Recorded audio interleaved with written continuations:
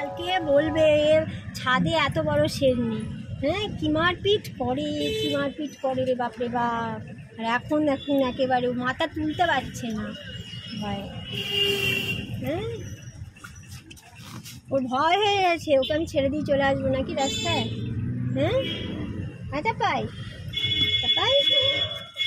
তাপাই আর তাকাতেই পাচ্ছি না, এত ভয় পেয়ে গেছে। নমস্কার বন্ধুরা, নমস্কার দিদি ভাইরা, সকলে আমার অনেক ভালোবাসা নিও। তো এই দেখো আমি তাপাইকে নিয়ে চললাম ওকে স্টেরিলাইজেশন করাতে, মানে ও যাতে আর বাচ্চা ফাচ্চা না হয়। তো ব্যাপার হচ্ছে যে ওর যে ওরা তো টোটাল 4 জন এসেছিলো, চিন্টু মিন্টু টাপা টিনি। তো সবারই অপারেশন হয়ে গেছে, টাপাই বাকি ছিল। তো আজকে টাপাইকে নিয়ে এসেছি অপারেশন করাতে, কারণ ওর টিনিকে প্রচণ্ড মারছিল, মানে যেটা হয় আর কি, ওর বয়সও তো হয়েছে। এই বাড়িতে এখানে অপারেশন হচ্ছে, এই যে আমি ওকে নিয়ে এখানে বসে আছি। হ্যাঁ, তো ওখানে ওকে অজ্ঞান করিয়ে তারপর নিয়ে যাওয়া হবে, ওকে অপারেশন করা হবে। তো এটা আমি দমদমে করাই। আমার বহু পুরনো একজন ভেটেরিনারি সার্জন আছেন, তার কাছে আমার সব বাচ্চাদেরই অপারেশন করানো হয়েছে বহু বছর ধরে, 2008 সাল থেকে চলছে আমার গোলু, তারপরে হ্যাপি, সবার অপারেশন, যত মানে বাচ্চাদের আমার অপারেশন হয়, শুধু ছেলেগুলো বাদ দিয়ে। ছেলেগুলোকে সুফলদা করে বাড়িতে এসে।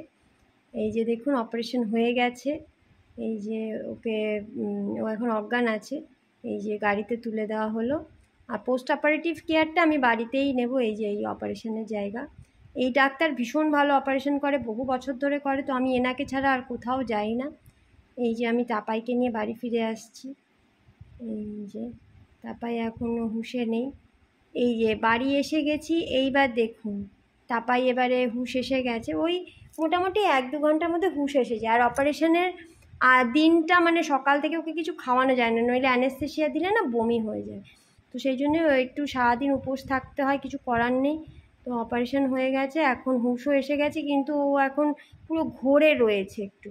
তাই জন্য ওকে খাবার দিয়েছিলাম, চেষ্টা করেছিলাম দিতে, কিন্তু ও খায়নি। ঠিক আছে, কালকে সকালে মানে খাবার দেওয়া হবে, মানে 5 তারিখ এটা, 6 তারিখে ওকে খাবার দেওয়া হবে। তো টাপাই ওই জায়গাটা চাটার চেষ্টা করছে বলে এই যে আমি এলিজাবেথ কলার কিনে এনেছি, এটাকে এলিজাবেথ কলার বা কলার বলে। তো এগুলো যে কোনো ভেটেরিনারি দোকানে পাওয়া যায়। খেলো না, খাবারটা সরিয়ে দিলাম, তো কলার পরিয়ে রাখছি, কারণ নইলে ওই জায়গাটা ও কেটে দিতে পারে।